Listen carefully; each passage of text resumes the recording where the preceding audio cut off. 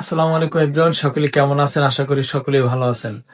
নির্বাচন কিন্তু পুরাই জমজমাট। তার ভিতরে সব থেকে বেশি জমজমাট হয়েছে ঢাকা ৮ আসন নিয়ে, যেখানে নাসিরউদ্দিন পাটোয়ারি এবং মির্জা আব্বাসকে নিয়ে।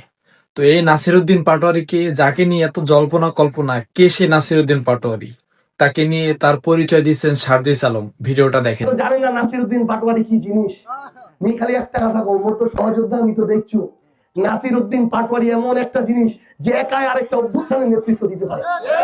এই নাসিরউদ্দিন পাটোয়ারি যখন মোদি এই ভারতের সীমান্তে আমাদের বাংলাদেশি গুলাকে মেরে বাংলাদেশে আসতেছিল, তখন মোদি বাংলাদেশে ওয়েলকাম না এইটা লিখে ঢাকা বিশ্ববিদ্যালয়ের রাজু ভাস্কর্যে 56 দিন বসেছিল। এটা হলো নাসিরউদ্দিন পাটোয়ারি। যখন নাহিদ ইসলামকে অত্যাচার করে পা গুলা রক্তাক্ত করে দেওয়া হয়েছিল, ছবি দেখছিলেন না? ওই নাহিদ ইসলামের হাতটা শক্ত করে ধরেছিল যে লোকটা, ওই লোকটার নাম নাসিরউদ্দিন পাটোয়ারি।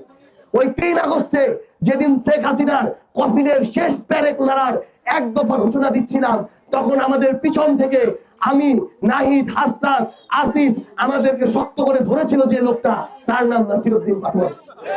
এটা হলো সেই লোক, যেই লোক কোনো খেলা খেলে না, যেই লোক খেলার নিয়ম তৈরি করে।